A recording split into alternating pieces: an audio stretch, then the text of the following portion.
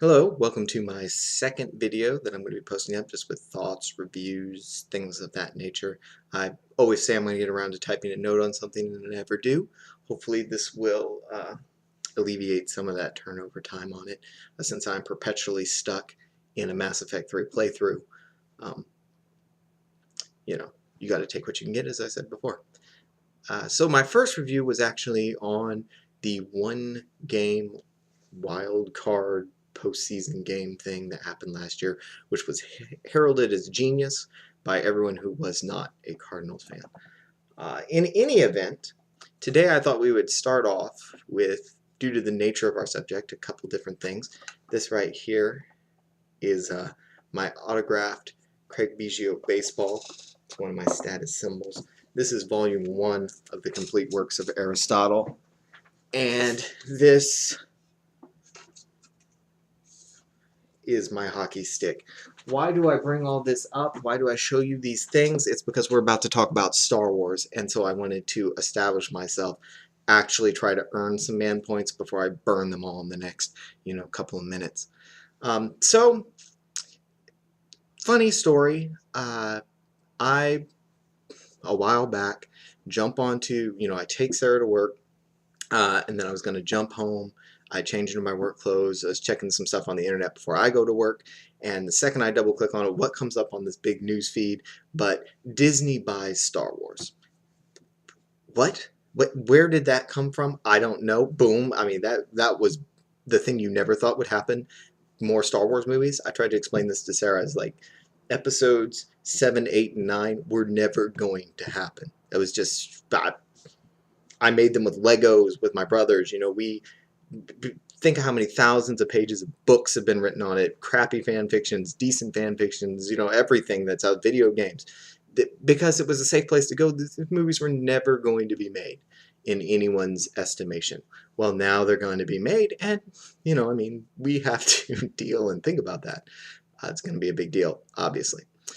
So the primary concern that a lot of people had was never actually one that I possessed, but there were a lot of people who were like, wait, so not only are we getting new Star Wars movies, but Disney is making them. I understand the hesitation and where that hesitation came from. Like I said, it wasn't something that I was worried about as much, but I could see where people would be worried. The way I looked at it, Disney is a smart company. They're a massive company, and they didn't get that way by being dumb. And they didn't get that way by doing one thing, which is what a lot of people forget. Disney bought Pixar. Pixar didn't really change. They just had more money all of a sudden to do crap. Disney's bought Marvel. Marvel has not yet, I should clarify yet, been adversely affected by that at all. There has not been a huge change in Marvel.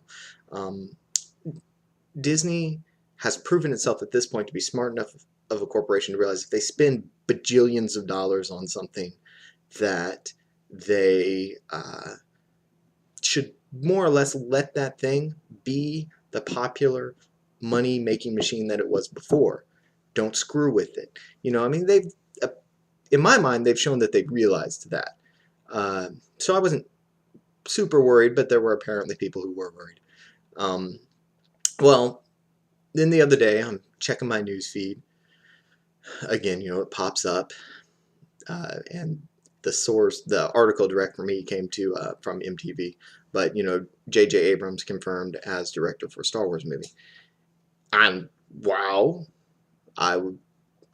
Should be noted that both times I jumped on Facebook, immediately posted something about this, like, what the crap, I go to work, and you guys make these changes without me being there. I mean, I feel left out, though, to his credit, Daniel Noah being the only person who beat me to posting about something about it twice on both occasions. And good for him. Good for knowing the industry. Good for hanging out with the stars. At any rate, so my thoughts on J.J. Abrams. Really, this is what this video is going to be about, and him being chosen as a director. There are good things and bad things. Let me throw out the good things first. One, I think this really should, for anybody out there who thought Disney was going to actively try to change Star Wars and to make it some kind of Disney thing, this choice was for you, so you should appreciate it. Because Disney went out, they could have got anybody to do this. They went for a noted, not quasi sci-fi director, but an actual science fiction director went out, got a science fiction director, and basically said, we're taking this seriously. We're taking a guy who's not cheap. We're taking a guy who's known in a certain field, to act within that certain field. And that's what we're going for. I mean, that should do a lot to comfort anybody who's been hesitant about whether or not Disney's going to take the movie seriously, whether or not Disney's just cashing in. No, I think that they want to have at least a modicum of respect for the franchise itself. Uh, Other good things, J.J. Abrams is a good storyteller. He is a good director. It's not my personal style all the time, but I respect what he can do. And it's hard to argue with his success, even if you wanted to argue with it. So that being said, we have J.J. Abrams, many good things that he brings to the table.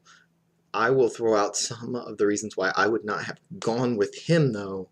I'm not going to put forward necessarily, well, I might. It's going to be a spur-of-the-moment decision if I decide to do it. But I'm not necessarily going to put anybody forward for who I would have liked to see do it.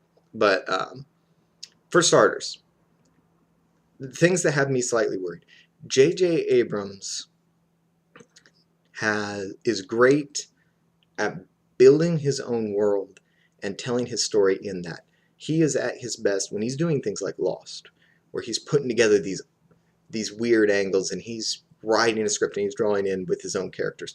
The early seasons of Fringe, same way, where he was building something that was his.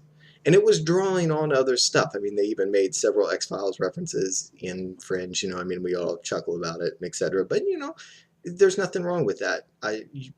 Literature and storytelling should build on the stories that come before it. If you try to tell a story in a vacuum, you will end up ripping something off because your story is not going to be original, let's face it. And so you might as well, while not blatantly, just painting your own names on something, which is, we'll get to Star Trek in a second. So in any event, so I don't want to take that away from him. But the thing about him is that's when he's best, when he's building his own universe. And this is going to be a situation where he's not doing that. He's dealing in a very established universe. And we saw the results of him doing that once before. That was in Star Trek. J.J. Abrams he even came out and said, I don't care about the lore of Star Trek. I don't care about the mythos that I'm operating in. And he proved it when he made a movie. I'm not saying that movie was bad. It was a bad Star Trek movie. It was a great sci-fi movie, full of action, full of ordinary people standing up and doing extraordinary things in a sci-fi universe. It wasn't a Star Trek movie. It was a movie that he slapped a bunch of common names onto characters who were otherwise unrecognizable. Now, that being said, Abrams has stated openly he knew nothing of Star Trek. Painfully obvious since, well, we don't have to get into my review of Star Trek, but it's obvious he knew nothing about Star Trek. It's obvious he didn't care to know anything about Star Trek. Star Wars, on the other hand, he has said even that he was hesitant to take a job because he cares so much about it and because he wants it to match that feel. So hopefully he comes through with that. Hopefully he gives us a movie that does actually follow the feel. Hopefully that there aren't so many lightsabers that it hurts your eyes just to watch it. Again, you episodes 2 and 3. But anyway, I want to see some fighter jets. I'd love to see some cool space battles. The Star Trek space battles were kind of neat. Granted, not Star Trek, but they were cool space battles. Hopefully we'll get to see some of that with the more Star Trek emphasis on smaller ships flying around and all that kind of stuff. It'll be a lot of fun. I'd like to see us get back to that. In any event, so to me, that's my biggest hesitancy is how seriously the choosing of Abrams shows that Disney takes it seriously. Abrams needs to show that he's going to take it seriously and that he will bring something fresh to the palette, but that he's not going to just recreate the universe. If there is time travel in Star Wars Episode 7, so help me, I will hunt you down, JJ, and I will hit you in the face with a physics book or something. I don't know. But don't even do that. Don't even try to do that, please. You're in the future. It's not hard. Just Anyway, so that more or less is my thoughts. I would love to hear other people's thoughts. Many of you have heard me give this rant before. It could be longer, but I don't want to bore you all with a 20-minute video on what I think will and won't happen in Star Wars Episode 7. Here's hoping for a good movie, and here's hoping that JJ will stand up and do something great. I'm hoping the writers' choices will be good. I think they're out there, but I just haven't looked at them yet. But anyway, I at this point am optimistic. I think overall the choice of JJ put me more optimistic, even though I wouldn't have picked him, and even though I don't actually think he's the best guy out there for the job. That'll be all. I'll see you guys next time.